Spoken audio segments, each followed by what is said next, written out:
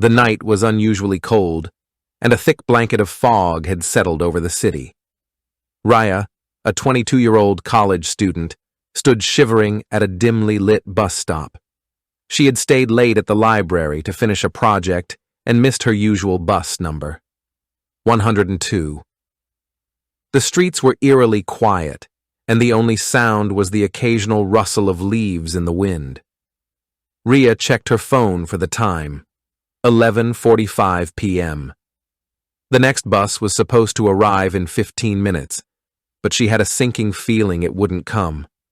She sighed, pulling her jacket tighter around her. Just as she was about to call a cab, a faint glow appeared in the distance.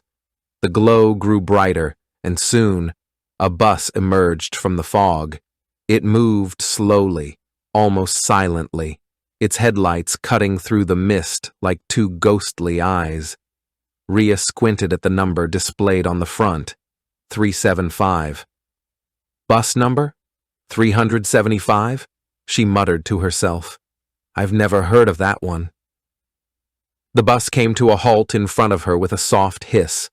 The doors creaked open, revealing a dimly lit interior. The driver, an old man with sunken cheeks and hollow eyes, stared straight ahead, his hands gripping the wheel tightly. He didn't acknowledge Rhea as she stepped inside. The air inside the bus was cold, colder than the night outside. Rhea glanced around and saw a handful of passengers scattered across the seats. They sat perfectly still, their faces shadowed and unreadable. The bus was eerily silent, save for the low hum of the engine. Rhea hesitated for a moment, then took a seat near the middle. As the bus pulled away, she noticed something strange.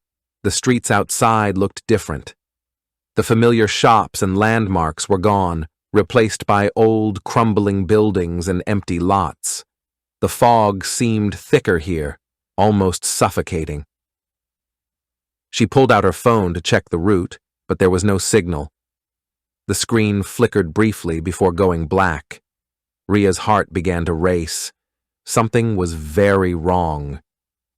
Just then, the bus lurched to a sudden stop. The doors opened, and a new passenger boarded. A woman in a tattered sari, her face pale and expressionless. She walked slowly down the aisle and sat directly across from Rhea. For a moment, the woman simply stared at her.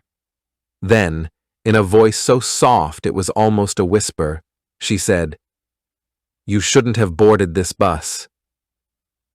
Before Rhea could respond, the woman vanished into thin air. Rhea gasped, her eyes darting around the bus. The other passengers remained motionless, as if nothing had happened. The bus continued its journey, the fog outside growing thicker with every passing moment. Rhea realized she was trapped, on a bus that shouldn't exist, heading to a destination she couldn't imagine. The bus rumbled through the foggy streets, its headlights barely piercing the thick mist. Rhea sat frozen in her seat, her mind racing. The woman in the tattered sari had vanished, but her words echoed in Rhea's ears. "You shouldn't have boarded this bus." Rhea glanced around nervously. The other passengers were still as statues, their faces obscured by shadows. The bus was eerily quiet, save for the low hum of the engine and the occasional creak of the old seats. She felt a chill run down her spine, though she couldn't tell if it was from the cold or the growing sense of dread.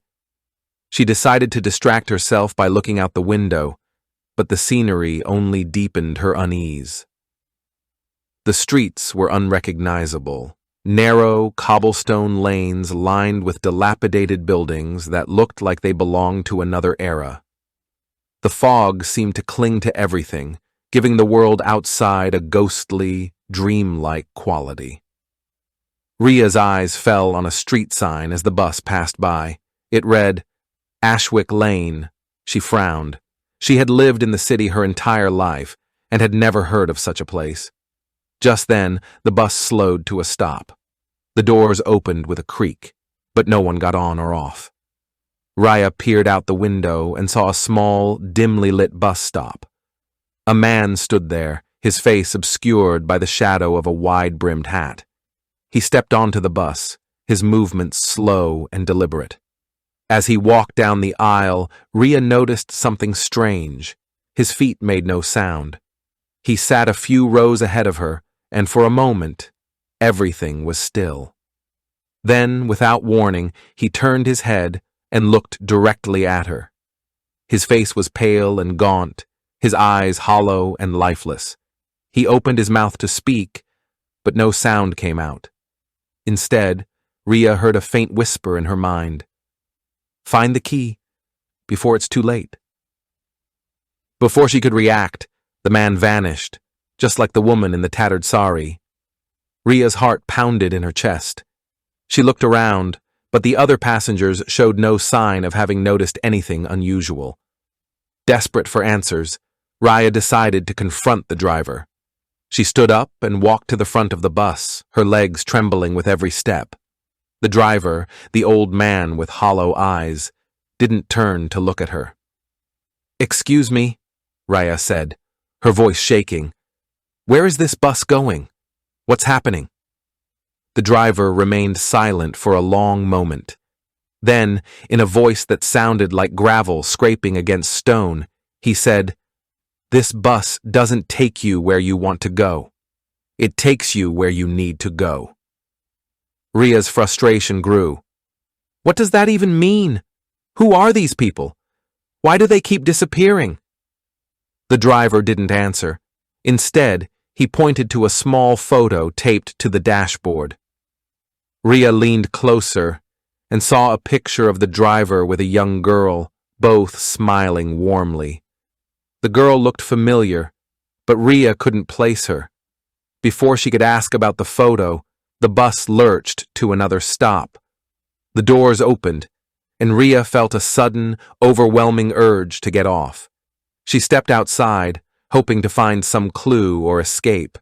But as soon as her feet touched the ground, the bus doors slammed shut behind her.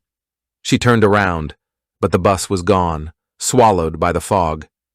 Rhea was alone, standing in front of an old, abandoned building. A sign above the entrance read, "Ashwick Terminal." She took a deep breath, her mind racing. The man's words echoed in her head. "Find the key, before it's too late." Rhea knew she had no choice but to step inside. Rhea stood in front of the abandoned Ashwick Terminal, the fog swirling around her like a living thing. The building loomed ahead, its windows shattered and its walls covered in ivy. The air was heavy with the scent of decay, and the only sound was the faint rustling of leaves in the wind.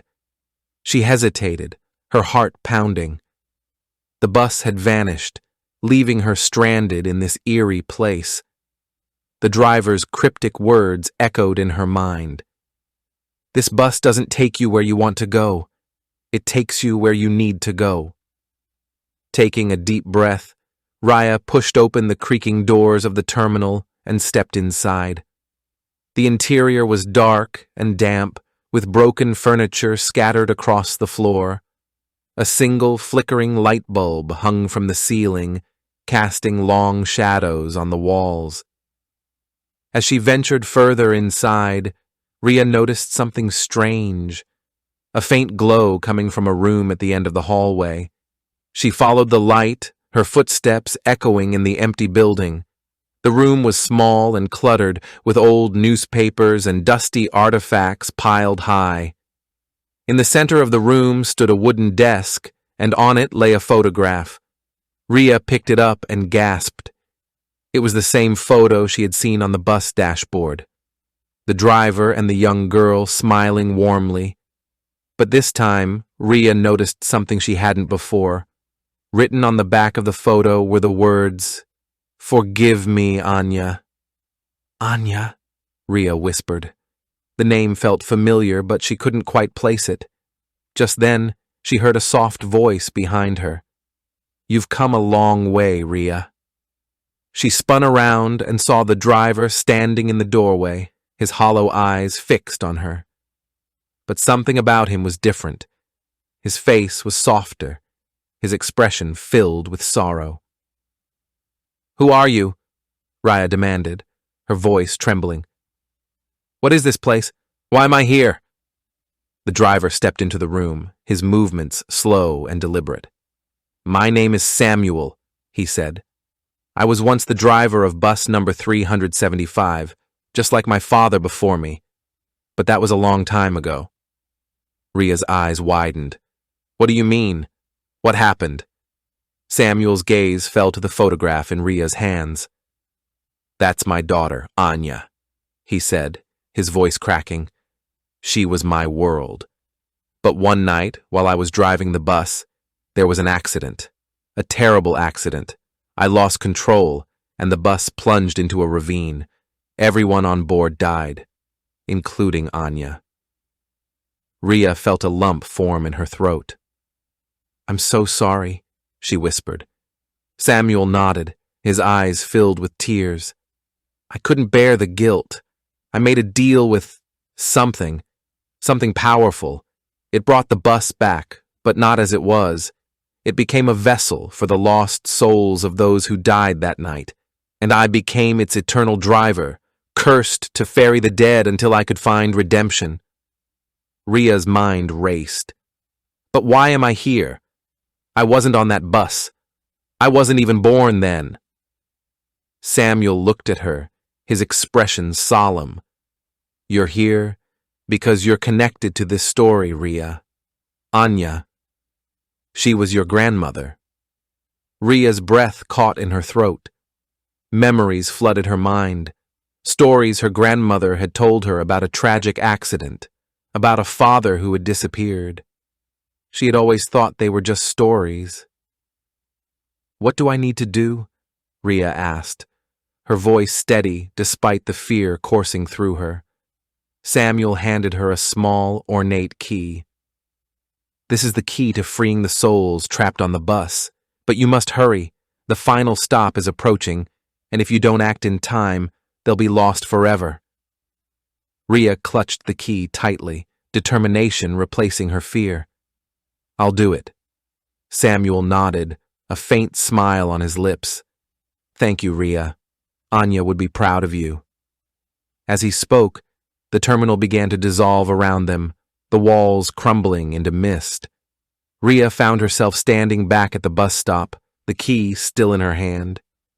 In the distance, she saw the faint glow of bus number 375 approaching. If you enjoyed this video, here's a quick task for you. Hit that subscribe button and don't forget to tap the bell icon next to it. Thank you for watching, and we'll see you in the next one.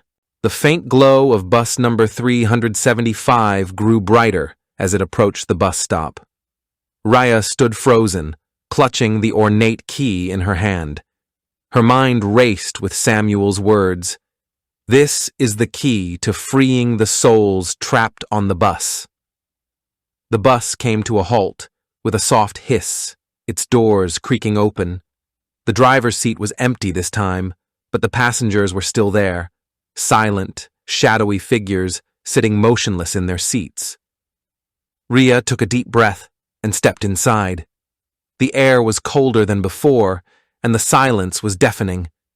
The passengers didn't react to her presence, their faces obscured by darkness. Ria walked down the aisle, her footsteps echoing in the eerie quiet. As she reached the middle of the bus, the woman in the tattered sari appeared again, materializing out of thin air. Her pale face was streaked with tears, and her voice was a haunting whisper. "You have the key," she said, "but you must hurry. The final stop is near." Raya nodded, her heart pounding. "What do I need to do?" The woman pointed to a small, rusted lockbox bolted to the floor near the back of the bus. "The key opens that box. Inside lies the truth that will set us free." Ria hurried to the lockbox and inserted the key. It turned with a loud click, and the lid sprang open. Inside was a stack of old photographs and a handwritten letter. She picked up the letter and began to read. It was from Samuel, addressed to his daughter, Anya. My dearest Anya, if you're reading this, it means I've failed to protect you. The accident was my fault, and I can never forgive myself. But I made a deal to keep your memory alive, to give you and the others a chance to move on. The key to your freedom lies in forgiveness, not for me, but for yourselves. Let go of the pain, and you will find peace. Tears welled up in Ria's eyes as she read the letter. She looked up and saw the passengers beginning to stir. One by one they turned to face her, their shadowy forms becoming clearer. The man in the blood-stained suit spoke first, his voice trembling. I was so angry. Angry at the driver, angry at myself for not surviving. But I see now that holding on to that anger only trapped me here. The child who had been humming the haunting lullaby stepped forward, her face now bright and innocent. I was scared of what came after. But I'm not scared anymore. The woman in the tattered sari smiled softly at Ria. Thank you for helping us see the truth. We've been holding on to our pain for so long, but now we can let go. As the passengers spoke, their forms began to glow, their features softening as the weight of their pain lifted. One by one, they faded away, their souls finally at peace. Ria felt a warmth spread through the bus, the cold, oppressive air replaced by a sense of calm. She looked down at the lockbox and noticed one last photograph, a picture of Samuel and Anya smiling together. As she picked it up, the bus began to dissolve around her, the walls and seats fading into mist. Ria closed her eyes, clutching the photograph to her chest. When she opened them again, she was standing at the bus stop, the first light of dawn breaking through the fog. The key and the photograph were still in her hands, but the bus was gone. Scene 5. The final stop. The first rays of sunlight filtered through the dissipating fog as Ria stood at the bus stop, clutching the photograph of Samuel and Anya. The key felt warm in her hand, as if it still carried the energy of the souls she had helped free. But something was missing. Samuel's soul was still trapped, and Ria knew she had to find a way to set him free, too. As she looked around, the familiar streets of her city began to reappear, the eerie, otherworldly atmosphere fading away. But just as she was about to walk home, she heard a faint sound, a low, distant hum, like the engine of a bus. Ria turned and saw a faint glow in the distance. It was bus number 375, but it looked different now. The bus was bathed in a soft golden light, and its appearance was no longer worn and decrepit. It looked almost new. The bus pulled up to the stop, and the doors opened. This time Samuel was standing at the entrance, his hollow eyes now filled with warmth and gratitude. Behind him, Ria could see the faint outlines of the passengers she had helped free, their faces smiling and peaceful. Samuel, Ria said, stepping forward, I think I did it. The passengers are free. Samuel nodded, a gentle smile on his face. You did, Ria. You gave them the peace they had been searching for. But there's one last thing you need to do. He held out his hand, and in it was a small, glowing locket, the same one Ria had seen in the photograph. This belongs to Anya, he said. It's the final piece of the puzzle. Take it to her, and you'll set me free too. Ria took the locket, her fingers trembling. But Anya is gone. How can I take this to her? Samuel's smile widened. Anya's spirit lives on in you, Ria. She's a part of you just as I am. All you need to do is forgive me, forgive yourself, and let go of the pain that's been holding us all back. Ria's eyes filled with tears as she realized the truth.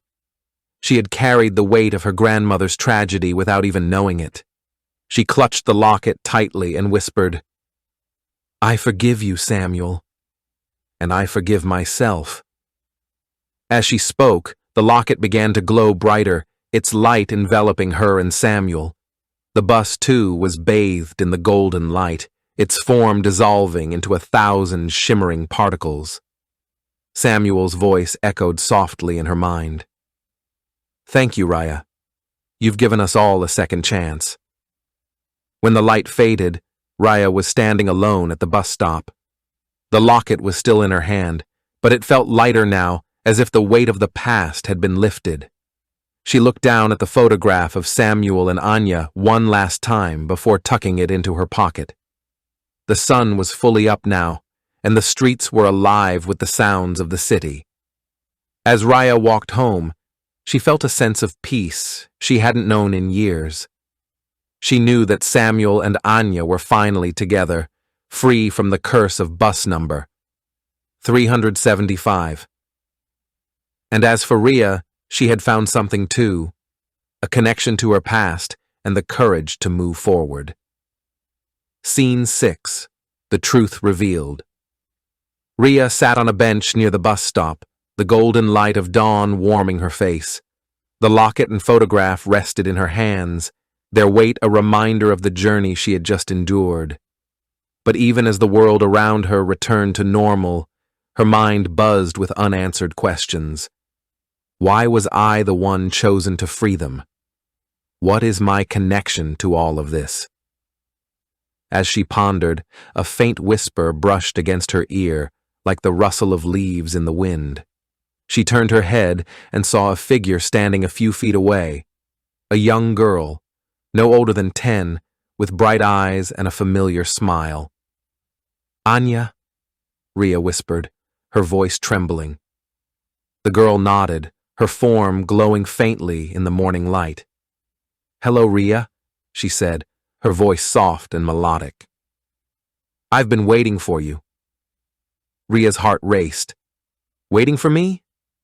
But how? Why?" Anya stepped closer, her expression gentle. "You've always been a part of this story, even if you didn't know it.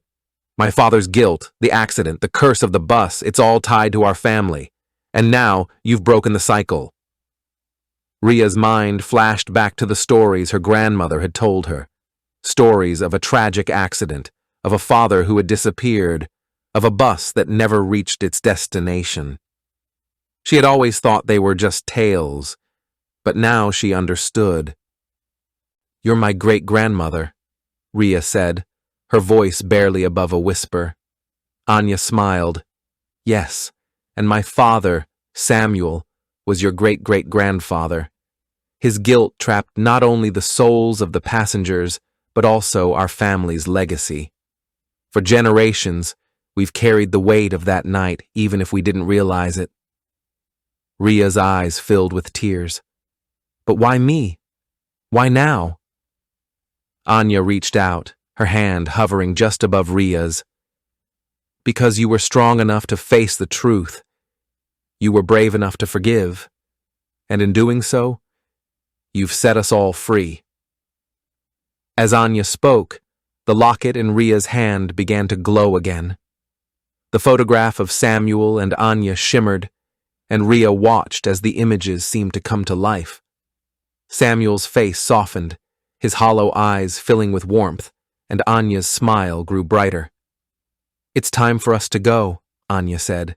"But know this, Rhea. You've given us peace, and in return, we've given you a gift." "A gift?" Rhea asked, her voice trembling. Anya nodded. "The gift of closure. The weight of the past is no longer yours to carry. You're free to live your life, to write your own story." With those words, Anya's form began to fade, her glowing figure dissolving into the morning light. Rhea reached out, but her hand passed through empty air. "Wait!" Rhea called out. "Will I ever see you again?" Anya's voice echoed softly, like a distant melody. "We'll always be with you, Raya, in your heart, in your memories, in the stories you tell. And then she was gone. Raya sat in silence, the locket and photograph still in her hands. The weight of the night's events settled over her, but it wasn't a heavy weight. It was a comforting one, like a blanket wrapped around her shoulders. She stood up, taking one last look at the bus stop. The streets were bustling now, the city fully awake. But Rhea knew that somewhere, in another realm, Samuel and Anya were finally at peace. As she walked home, Rhea felt a sense of clarity she hadn't known before. The truth had been revealed, and with it came a newfound strength. Scene 7. The Aftermath. The days that followed were a blur for Rhea. She returned to her normal routine, attending classes, meeting friends, and working on her projects, but something inside her had changed. The weight of the past, the guilt and sorrow that had haunted her family for generations, was gone. She kept the locket and the photograph of Samuel and Anya in a small box on her desk, a quiet reminder of the night she had faced the unknown and emerged stronger. Sometimes, when the sunlight hit the locket just right, it seemed to glow faintly, as if carrying a piece of the otherworldly light from bus number 375. One evening, as Rhea sat at her desk studying, her phone buzzed. It was a message from her mother. "Come home for dinner tonight. I found something I think you'll want to see." Curious, Rhea packed her bag and headed to her parents' house. When she arrived, her mother greeted her with a warm smile and a mysterious glint in her eye. "What's going on, Mom?" Rhea asked as they sat down at the dinner table. Her mother reached into a drawer and pulled out an old, leather-bound journal. "I was going through some of your grandmother's things and found this. It belonged to her mother, your great-grandmother, Anya." Rhea's heart skipped a beat. She took the journal carefully, her fingers trembling as she opened it. The pages were filled with handwritten notes, sketches, and photographs. Among them was a picture of a young Anya standing next to Samuel, both of them smiling in front of bus number 375. "I never knew she kept a journal," Rhea said, her voice soft. Her mother nodded. "I didn't either. But reading through it, I realized how much of our family's history we've forgotten. Anya wrote about her father, the accident, and how she always felt his presence even after he was gone." Thanks for watching. If you enjoyed this video, hit that like button, subscribe, and ring the bell for more. Let me know your thoughts in the comments. I'd love to hear from you. See you in the next one. Bye for now.